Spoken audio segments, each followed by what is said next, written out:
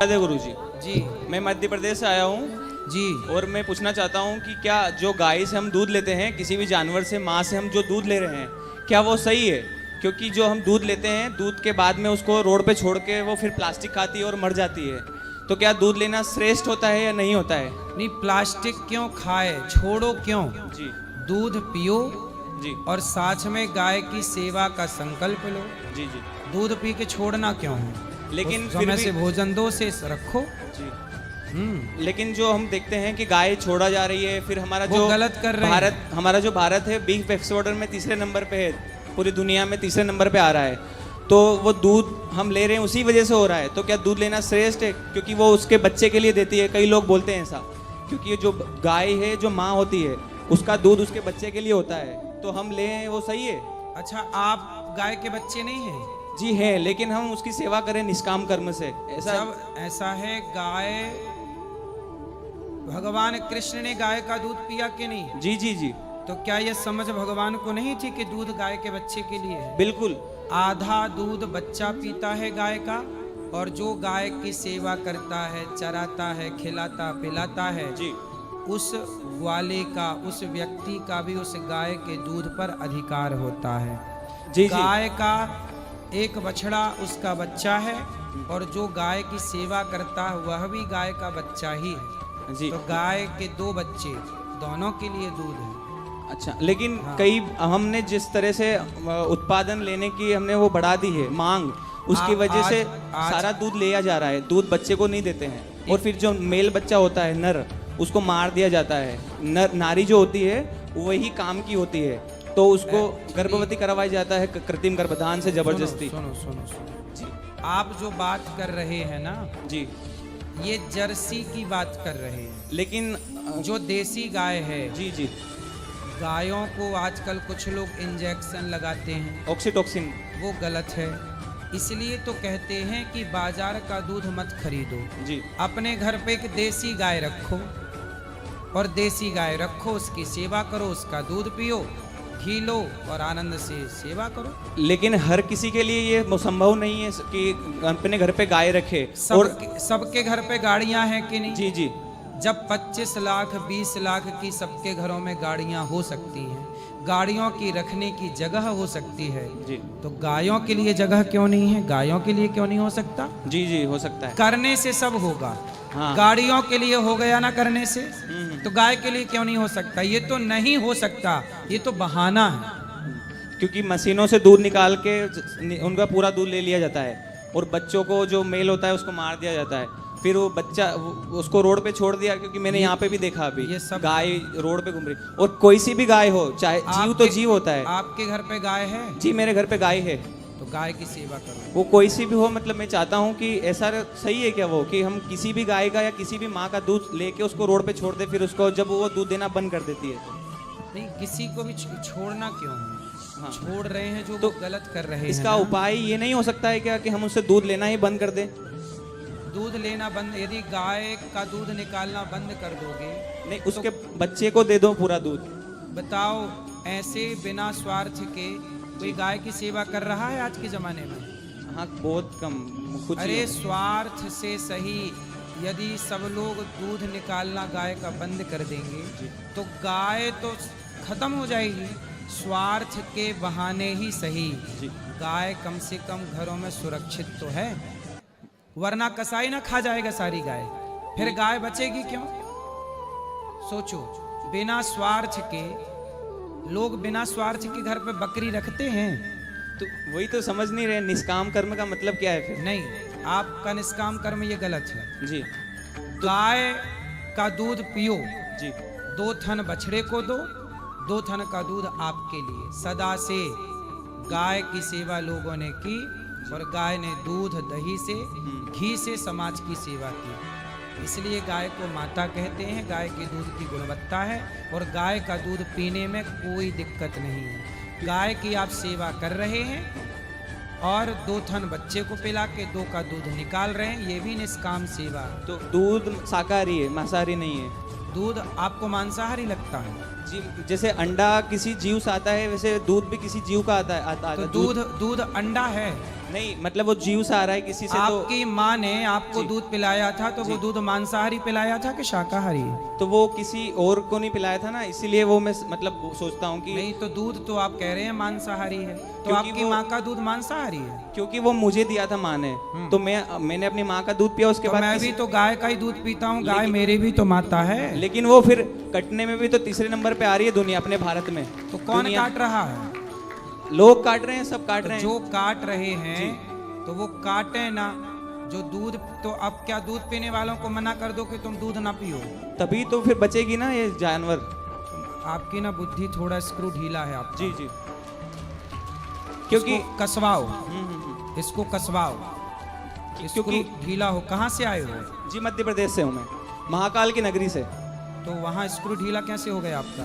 क्योंकि वहाँ पे मैंने देखा है लाखों करोड़ों गायें जो है रोड पे मर रही है, कट रही है। रोड पे तो ऐसा है, और रोड पे मर रही है गाय जी, तो आप जैसे युवाओं को गौशालाएं बनानी चाहिए। आप जैसे युवाओं को, हम तो 400 गैया की सेवा करते हैं। जी। हमारे पास 150 नंदी है। नंदी तो दूध नहीं देता, जी हम तो नंदी की भी सेवा करते हैं। और नंदी हमारे पास 150 हैं, 150 से ज़्यादा होंगे। हम तो कर रहे हैं। जी, आप भी गायों के लिए गौशालाएं बनवाओ, आप जैसे युवाएं बनवाएं। और सरकारों को कार्य करना चाहिए। अब सरकार भी नहीं करे, आप भी नहीं करो, दूध भी पीना बंद कर दो, तो जिनके घरों में गाय है वो कहेंगे दूध तो पीना नहीं है, दूध तो निकलता नहीं है, तो वो भी घर से खदेड़ देंगे। सड़कों पे गाय और आएगी, कसाई ले जाएगा, मार डालेगा। इसलिए गाय का दूध पियो, पीने के बहाने ही गाय की सेवा करो। जी जी। पीने के बहाने ही, स्वार्थ ही सही। और यदि नहीं पिया जाए तो क्या होगा मतलब? तो आप मत पियो। हाँ, लेकिन वो बचेगी ना कि हम जबरदस्ती उनको गर्भवती नहीं करवाएंगे कोई। नहीं, गाय को जबरदस्ती कोई देखो आप ना डेयरी वालों की बात कर रहे हैं। हाँ, कृत्रिम गर्भधान, क्योंकि सबसे ज्यादा दूध वहीं से आता है सुनो, मार्केट सुनो, में। हमारे यहाँ जो गौशाला है जी भाई, एक बात बताओ, दूध इंजेक्शन की परंपरा कब से स्टार्ट हुई?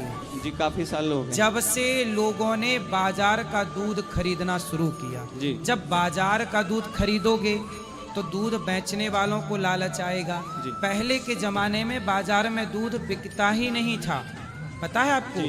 पहले के जमाने में कोई दूध नहीं बेचता था, घी नहीं बिकता था, क्योंकि सबके घरों में गाय थी। जब घरों पे गाय होगी तो लोग इंजेक्शन नहीं लगाएंगे, कृत्रिम गर्भवती नहीं कराएंगे, नेचुरल नंदी से गर्भवती होगी। सबके घरों में गाय थी, तब तो इंजेक्शन का मामला नहीं था, और कोई गाय को दूध बाजार से खरीदता भी नहीं था। तो वो परंपरा नष्ट क्यों हो गई? आप इस पे बात करिए ना कि सबके घर पे गाय होगी तो बाजार से दूध खरीदना ही नहीं पड़ेगा।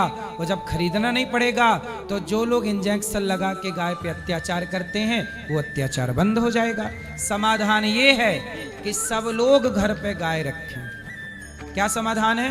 कि सिटी में भी सब लोग घर पे सब लोग गाय रखें और बाजार का दूध जी बंद कर दे, तो इंजेक्शन लगने बंद हो जाएंगे, अत्याचार बंद हो जाएगा। अच्छा। स्वार्थ के कारण ही लोग गाय के साथ अत्याचार करते हैं। हाँ, मतलब 2 फीट की रस्सी से बांध के 24 घंटे एक जगह ही खड़ी रहती है वो। हाँ, उसका जो इसलिए जानवर सबको घर पे गाय रखनी चाहिए। हाँ, लेकिन फिर भी वो भी तो गलत हो जाएगा ना, क्योंकि एक जानवर की जो प्रवृत्ति होती है वो घूमने फिरने की होती है। हाँ। लेकिन उसको 24 घंटे एक जगह बांध के वहीं वो पोटी करेगी, वहीं हंगेगी, वहीं तो पे उसको सब घुमाओ मुतेगी। फिराओ, थोड़ा लेकिन सिटी घुमाओ। में कहाँ घुमाएंगे उसको? आप शहर में रहते हो जी, तो आप गांव में बस जाओ ना, खूब जगह है घुमाने फिराने की। लेकिन डिमांड तो सिटी में, मांग ज्यादा सिटी में है ना, दूध गाँवों से सिटी में जाता है ज्यादा से ज्यादा। ऐसा है। और मैंने जो गौशालाएं हैं और कई बाड़े हैं जो जहाँ पे जानवर रहते हैं वो बहुत सारे देखे हैं, तो वहाँ पे हो रहा है ये सब कुछ। तो आप, ऐसा है, बारिश को आप रोक सकते हैं? नहीं नहीं छाता लगा के क्या कर सकते हैं? जी, बच सकते हैं। अपना बचाव। जी। कलयुग है, कलयुग में आप संसार को नहीं रोक सकते, लेकिन अपने घर में गाय रख के अपने गायों को घुमाओ फिराओ। जितना आप कर सकते हैं गायों के लिए उतना आप करते रहिए, बाकी सब भगवान पे छोड़ दीजिए, क्योंकि कलयुग है, ये युग धर्म है। कलयुग है। जितना कर सकते हो उतना आप कर लो, मैं कर लूं, बाकी सबका मैं और आप नहीं कर सकते। समझाया ही जा सकता जी है। बिल्कुल ठीक है जी सर, धन्यवाद। खुश राधे राधे। जी। गुरुजी श्रीमन नारायण। जय श्रीमन नारायण। गुरुजी अभी ना नए साल से 2 दिन पहले मेरे पिताजी का एक्सीडेंट हो गया। तो माताजी अकेली थी पिताजी के पास में। तो वो पिताजी को मतलब सरकारी अस्पताल ले गई। तो उनकी रिपोर्ट ऐसे आई कि अगर सर्जरी हो जाती और उनको ब्लड चढ़ जाता तो वो बच सकते थे, मतलब प्राइवेट वालों का ये कहना था। लेकिन क्या है कि मम्मी उनको जिला अस्पताल ले गई, उन्होंने 2 दिन सरवाइव किया और उसके बाद फिर वो ख़त्म हो गए। तो कोई कहता है कि मतलब ये भगवान ने करवाया इसीलिए ऐसा हुआ, लेकिन मन को ऐसा लगता है कि ये हमारी गलती थी, नहीं तो वो बच जाते। तो आप लोगों ने क्यों गलती की, बचा लेते। गुरुजी यही जानना चाहती हूँ, भगवान ने उनका समय पूरा हो गया था कि ये हमसे गलती हो गई। आज तक इसी कश्मकश में ना अब देखो गुरुजी। जो हो गया, विधि के विधान को कोई नहीं बदला जा सकता, लेकिन आपको और हमें प्रयास करना चाहिए।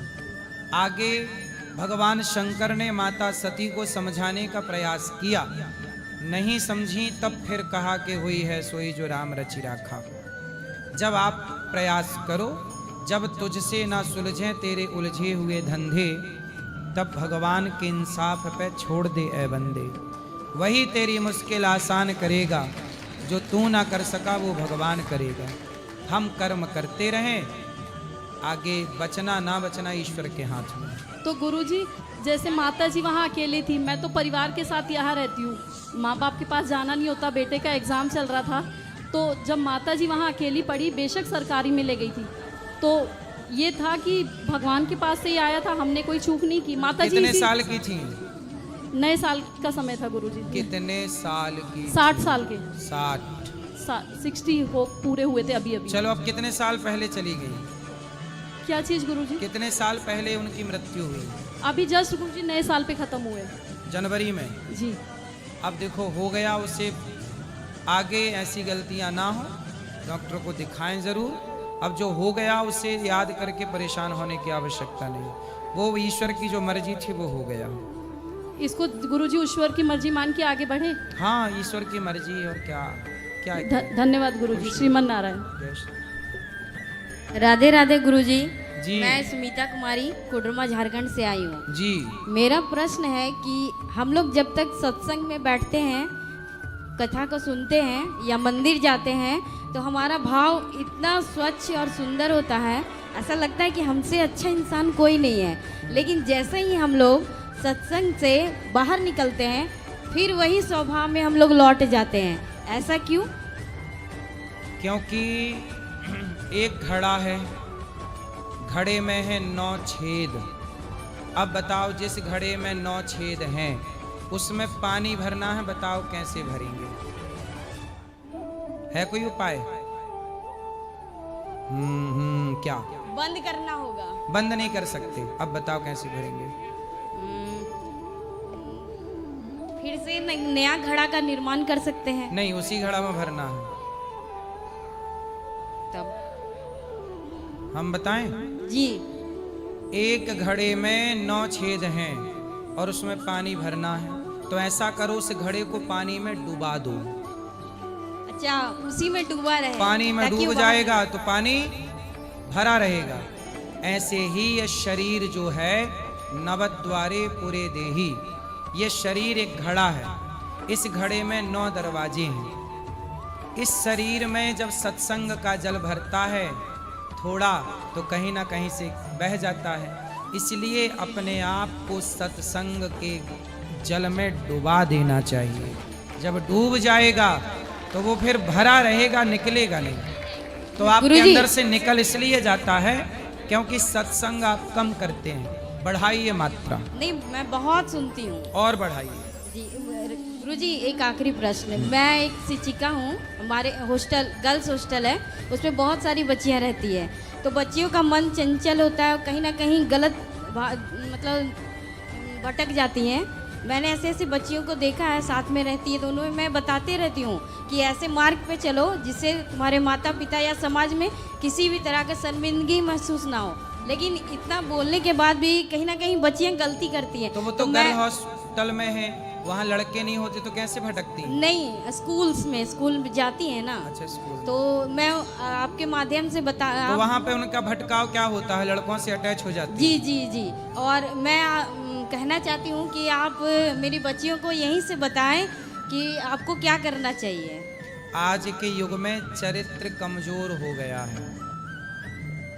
क्या हो कमजोर हो गया है? चरित्र।